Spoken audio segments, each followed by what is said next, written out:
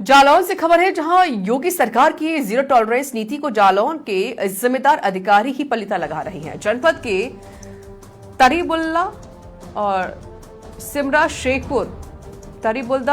शेखपुर और हमीरपुर के जिटकरी घाट 25/21 पर एनजीटी और सुप्रीम कोर्ट के नियमों को ताक पर रखकर मशीनों से जलधारा के बीच अवैध खनन जारी है।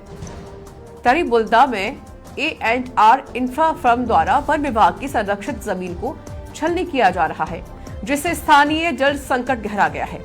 वहीं सिमरा शेखपुर में श्री बालाजी एसोसिएट कंपनी द्वारा निर्धारित 11 हेक्टेयर की सीमा लांघकर मशीनों से बेतवा के धारकों को लूटा जा रहा है। किसानों के खेतों पर जबरन कब्जे और बंदूकधारी गुर्गों के आतंक के बावजूद जिला प्रशासन ने चुप्पी साध रखी है। अधिकारियों का ये मौन सीधे तौर पर माफियाओं को संरक्षण और राजस्व को करोड़ों की चपत लगा रहा है।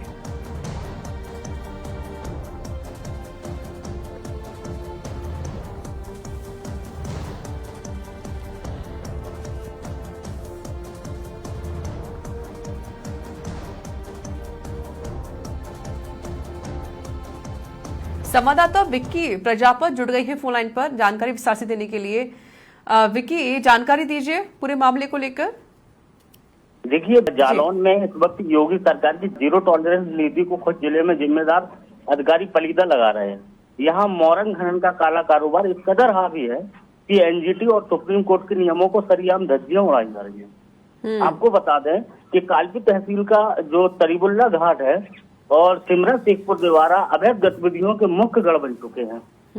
ये संचालक की दुस्साहस हद इस तरह हावी है कि स्वीकृत पट्टी की जमीन छोड़कर वन विभाग की संरक्षित भूमि तक छलनी कर रहे हैं। आपको बता दें कि यहाँ जेसीबी और एलएनटी जैसी मशीनों से अवैध खनन किया जा रहा है कि नदियों के जो जलीय जीव हैं और जंतु हैं, इन पर भी गहरा असर पड़ रहा है। इतना ही नहीं, यहाँ एक घाट जो हमीरपुर का संचालित है जिटकरी 25/21, यहाँ जो अवैध तरीके से ओवरलोडेड मोरंग के ट्रक हैं वो तक यहाँ निकाले जा रहे हैं जालौन में, जिससे सड़कें खराब हो रही हैं और लोगों को भारी क्षति पहुंच रही है। तो ये पूर्ण रूप से अवैध है और ये बहुत बड़ा दुष्प्रभाव प्रकृति पर पड़ता है, नदियों पर पड़ता है और ये कहीं ना कहीं इसमें अधिकारियों का संरक्षण है। ये कहा जा सकता है कि सफेद पोषों का भी हाथ हो सकता है।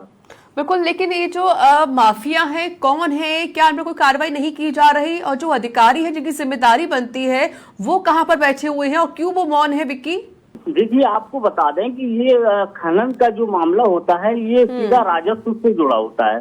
तो राजस्व तो सरकार को भी चाहिए और अधिकारियों को भी चाहिए, जिम्मेदारी अधिकारियों की वसूलने की होती है। तो कहीं ना कहीं ये थोड़ी सी छूट अधिकारियों की तरफ से भी मिलती है। जो राजस्व को लेकर उन पर दबाव होता है अधिकारियों पर, उसको देखती हुई ये सारी अनैतिक गतिविधियां होती हैं, इनको ये लोग अनदेखा कर देते हैं और अनदेखा करने के चलते ये जो दुष्प्रभाव प्रकृति पर पड़ रहा है और जो अवैध नियमों का ताक पर रखकर जो अवैध खनन किया जा रहा है, ये कहीं ना कहीं लोगों के जीवन में आने वाले भविष्य में गहरा प्रभाव पड़ेगा। क्या ये पूरा मामला सरकार तक पहुंचा है विक्की?